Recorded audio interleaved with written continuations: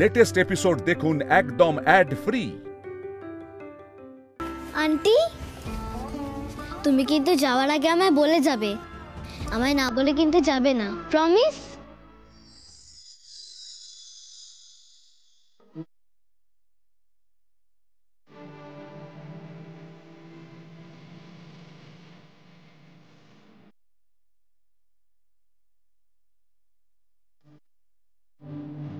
Promise তো?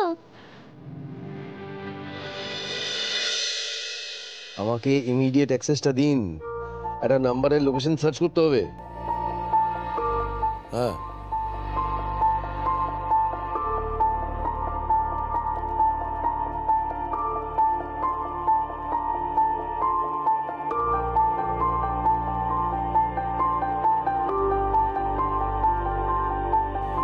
এই তো। আচ্ছা, তার মানে তুলি এখানে আছে।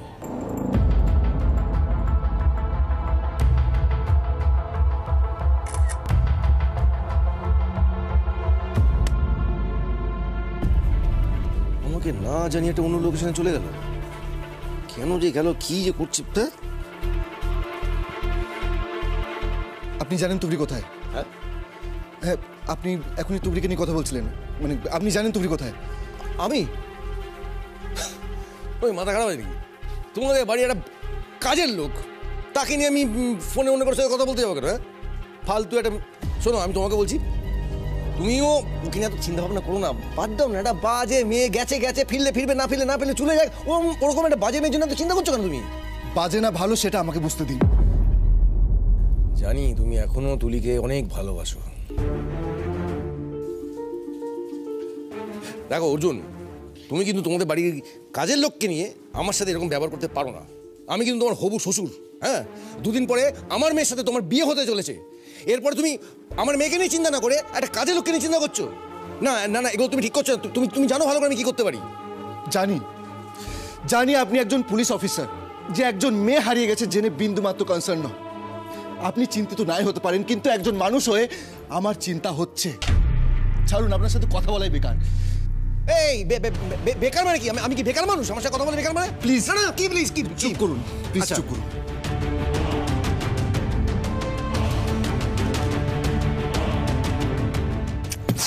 ফোনেও পাচ্ছি না, কোথায় যে গেল? অর্জুন, পাবে না, কোথাও পাবে না। ও পালিয়ে গেছে, হারিয়ে গেছে। যাক, যেখানে খুশি যাক। হারিয়ে গেছে মানে? হারিয়ে গেছে মানে রাতারাতি হারিয়ে গেল, ডুবে গেল? উত্তরটা তো আমারও জানা নেই অর্জুন। কি হয়েছে ড্যাড? কি হয়েছে? আরে আর কি আর বলবো আমি, মানে একে তো বুঝিয়ে পাচ্ছি না আমি। বাড়ির কাজে মেয়ে তুলি ফিরছে না বলে দেখ কি অবস্থা ওর। তুবড়ি ফিরছে না বলে ওরকম করছে। আমি ওকে জাস্ট বোঝাতে পারছি না, তুমি প্লিজ ওকে বোঝাও প্লিজ। তুই না পেলে আমি কি আলাদা করে বোঝাবো?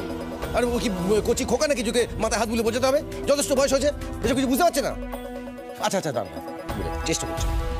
শোনো, আমার মেয়ে বলছে বলে আমি তোমাকে বোঝাচ্ছি। হ্যাঁ, ওকে নিয়ে এত চিন্তা ভাবনা করা বন্ধ করে দাও। কি দরকার? আরে গেছে গেছে, ফিরলে ফিরবে, না ফিরলে না ফিরবে, কি বল? অর্জুন, তুমি এরকম কেন করছো বলো না? তুমি এরকম করলে আমি তো শেষ হয়ে যাবো, আর আমাদের কিছুদিন পর বিয়ে। তুমি প্লিজ এসব করা বন্ধ করো। তুমি ঘরে চলো, তুমি রেস্ট হবে।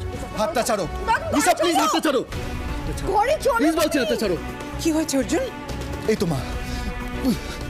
কি বাবা? মা তুবড়ি কোথায় গেছে? অর্জুন, আমরা তো এটা জানতে চাইছি, মেয়েটা গেল কোথায়? এবার ভীষণ ভয় করছে ভাইয়া। মা মা মা মা মা বলো না মা, মানে তুবড়ি কোথায় গেছে বলো না মা। তুমি কি জানতে চাইছো? সহজ করে তো বলছি মা, তুবড়ি কোথায়? এভাবে তো গায়েব হয়ে যেতে পারে না। তুমি আমাকে কেন জিজ্ঞেস করছো? আমি কিছু করেছি? আমি এত কিছু শুনতে চাই না মা, আমি তুবড়িকে দেখতে চাই এখনই, এই মুহূর্তে, এই বাড়িতে, আমার সামনে। ব্যাস, আমি আর কিছু শুনতে চাই না, প্লিজ মা।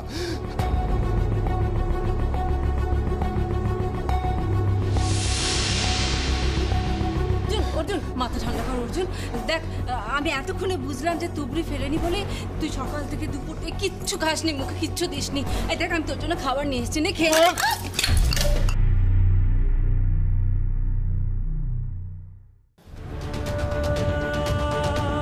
দাদু ভাই, তুইও তো মাঝে মধ্যে কাউকে কিছু না বলে বাড়ি থেকে কোথায় চলে যেতিস, তখন কিন্তু এই তুবড়ি তোকে খুঁজে নিয়ে আসতো, মনে আছে?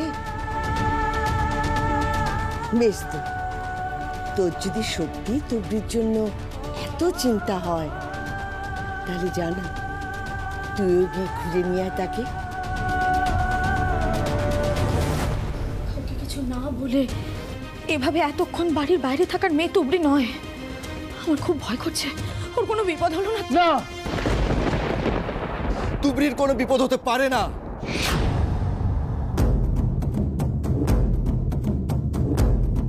এখনো অর্জুনের মনে তুবড়ির জন্য এতখানি জায়গা।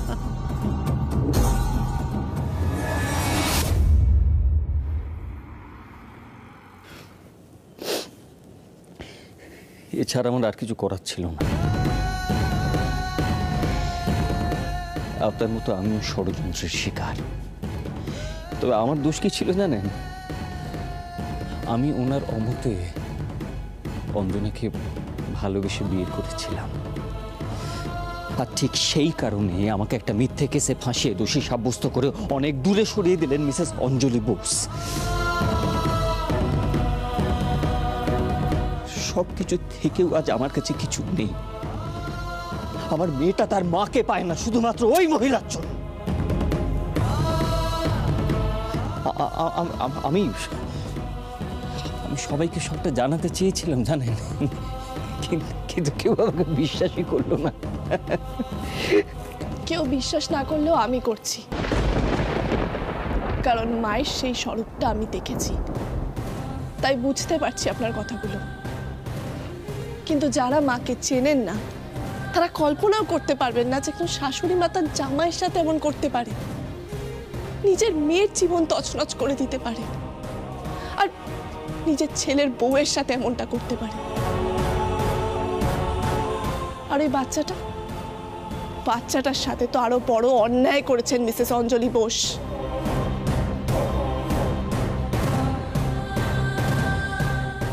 দেখুন, আমি আপনার সাথে আমি কিন্তু এসব চাইনি, বিশ্বাস করুন। আমি অনেক দূরে সরে গেছিলাম আমার মেয়েকে নিয়ে। আমি তো এর মধ্যে আর আসতেই চাইনি। আমার কারোর কাছে কিচ্ছু প্রমাণ করার নেই। কিন্তু আমি যখন দেখলাম না মিসেস অঞ্জলি বোস আমার মতো আর একজনকে নিজের শিকার বানাতে চলেছেন, তখন আমার মাথাটা, অবশ্য আপনিও হারবেন, আপনিও হারবেন,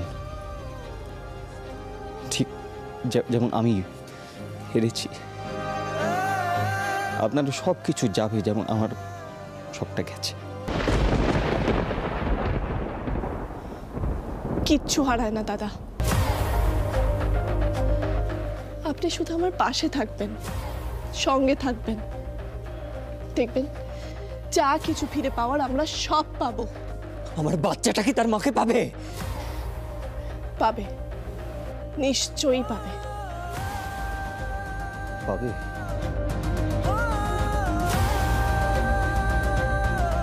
বেশ, আমি আপনার পাশে থাকবো, আমি কথা দিচ্ছি।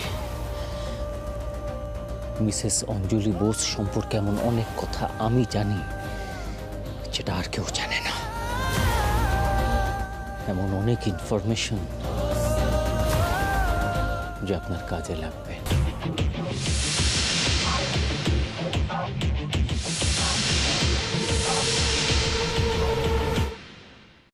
তুবড়ি যেখানে যেখানে থাকতে পারে আমি সব জায়গাতে খুঁজেছি, কিন্তু ওকে কোথাও পাইনি।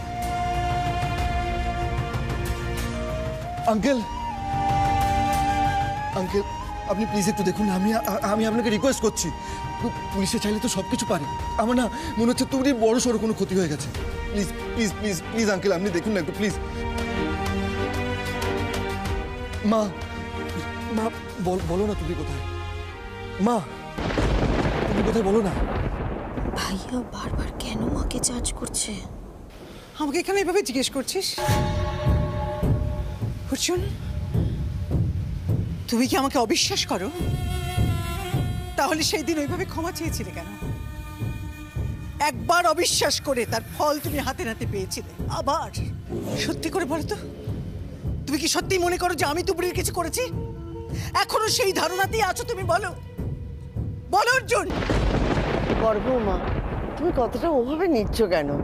দেখো, দাদু ভাই তার স্ত্রীর খোঁজ করছে, আর সেটুকু তো সে করতেই পারে, তাই না? তুমি বলো না মা, কোর্ট থেকে বেরিয়ে তুমি যাবে কোথায়? বলো, কটা জায়গা আছে ওর যাওয়ার? অঞ্জলি, অর্জুন ঠিকই বলছে।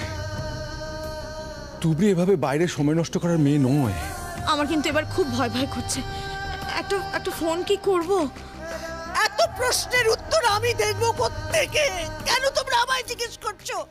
ছাড়ো না আন্টি, তুবড়ি এসব ইচ্ছে করে করছে, বাড়ির লোকেদেরকে টেনশনে ফেলার জন্য। নিশা, ইচ্ছে করে এসব করবার মেয়ে তুবড়ি নয়। অপ্রয়োজনীয় কথা বলো না প্লিজ।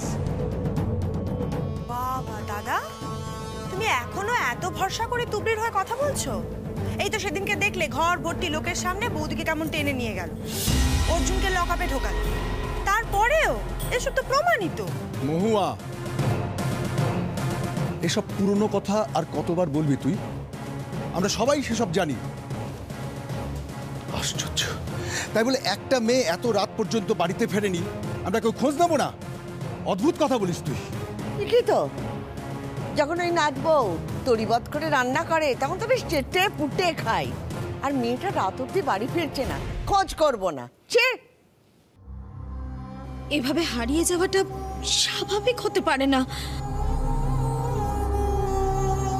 আরো হারিয়ে যেতে যাবেই বা কেন? যে করে হোক মেয়েটার খোঁজ নিতেই হবে। এভাবে দাঁড়িয়ে সময় নষ্ট করে লাভ নেই। অহেতুক নিজেদের মধ্যে কথা কাটাকাটি করে কোনো লাভ নেই, কথায় কথা বাড়বে। যাই হোক, ওই তুলিকে খুঁজে বার করতে হবে। হ্যাঁ, কোনো উপায় তো নেই, সবাই চিন্তিত হয়ে আছে। কি বল অর্জুন? হ্যাঁ, আপনি আমাকে বলুন না কি করতে হবে। আমি যদি পুলিশের কাছে গিয়ে একটা ওই লিখিত অভিযোগ জমা দিই তাহলে হবে? তাহলে আপনি খুঁজে দেবেন তো তুবিকে? আমি সেটাও করতে রাজি আঙ্কেল। চলুন আমরা থানায় যাই, যে করেই হোক তুবড়িকে খুঁজে বার করতে হবে।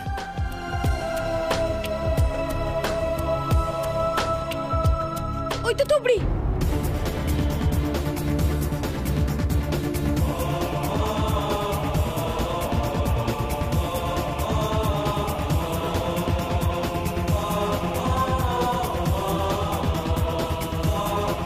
তুবড়ি, তুই কোথায় ছিলি এতক্ষণ? কিরে, কটা বাজে সে খেয়াল আছে? আমার বয়স হয়েছে, এত টেনশন আমি করতে পারবো না। তুই আচ্ছা তুবড়ি, তোর আসতে দেরি হবে এটা জানালে আমরা খামোখা টেনশন করতাম না।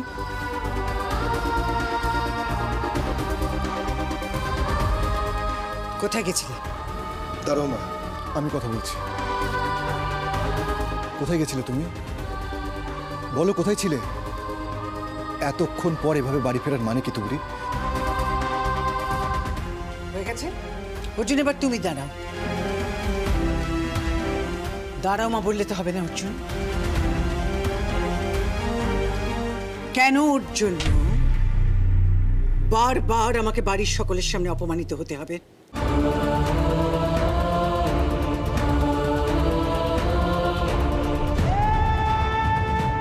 তুমি যা কিছু হোক, তার জন্য আমার উপর কেন দায় বর্তাবে বারবার? শোনো তুমি ঠাকুরের পায়ে হাত দিয়ে বলবে যে আমি তোমার কিছু করিনি।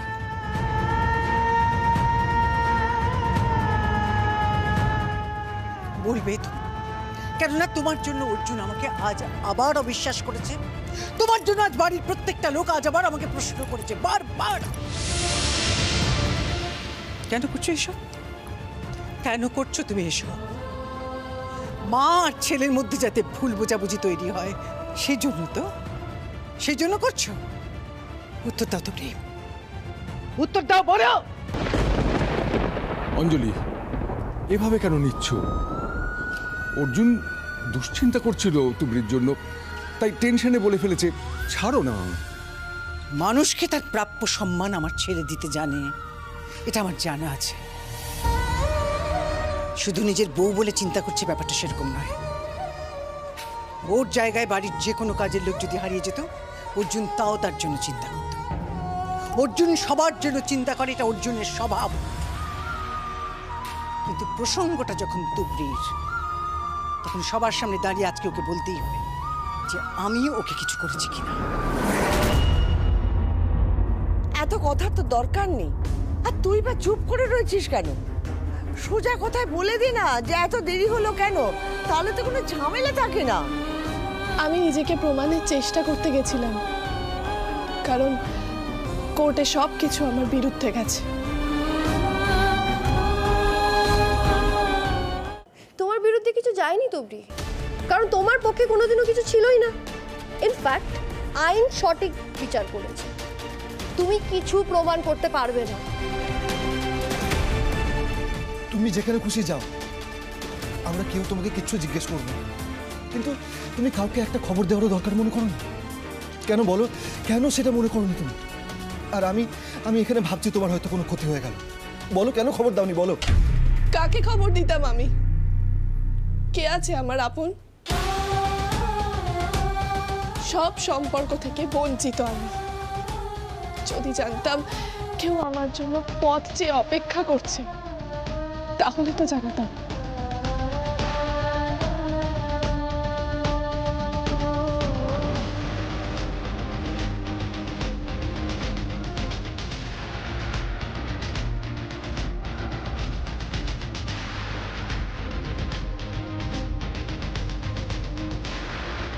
তুবড়ির চোখে জল কেন?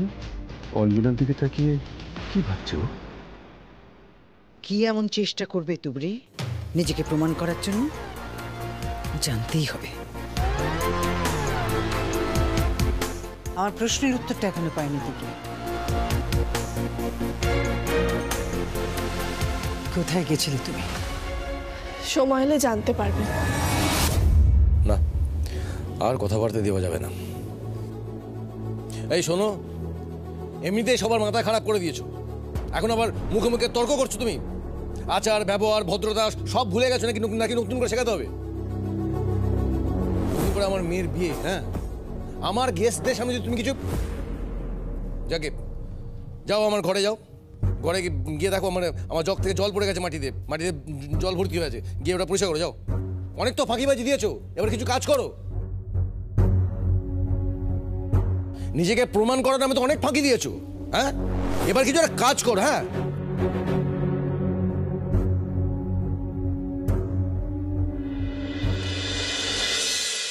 বৌদি, তুবড়িকে কিন্তু কোনোভাবেই বিশ্বাস করা যায় না। হ্যাঁ, তুবড়ি প্রচন্ড চালাক, ওকে যে বোকা ভাববে সে নিজে বড় বোকা, বুঝেছো? এখানে পুতলে নুই নিতালে গাছ হয়ে বেরোবে।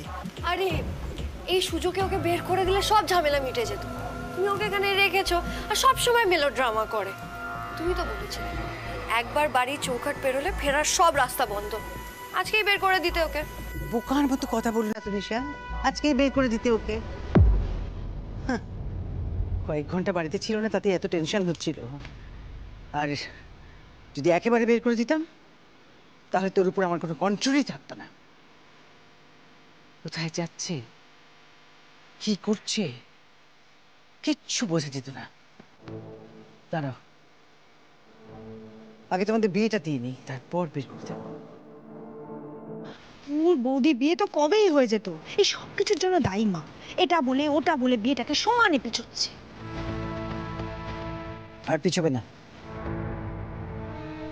কালকেই আমি ওদের বিয়ের ডেট ঘোষণা করব। তারপর পৃথিবী যদি এদিক থেকে ওদিকও হয়ে যায়, ওই ডেটেই আমি বিয়ে দেব।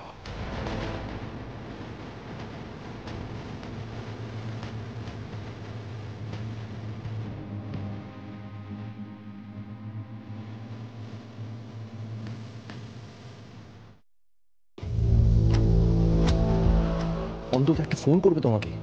কি হয়েছিল? স্যার, কিছু মনে করবেন না।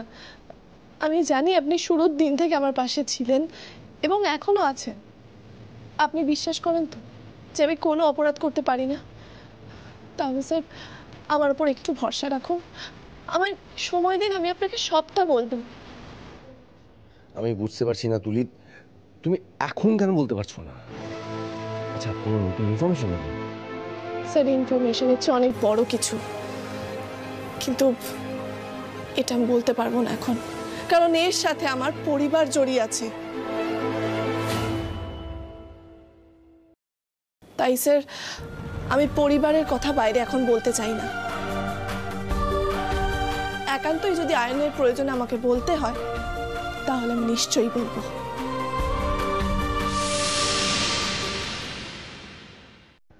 দেখো তুলি, আমি কিন্তু জানি তুমি কোথায় গেছিলে, কতক্ষণ ছিলে, জিপিএস ট্র্যাক করে সবটা দেখেছি।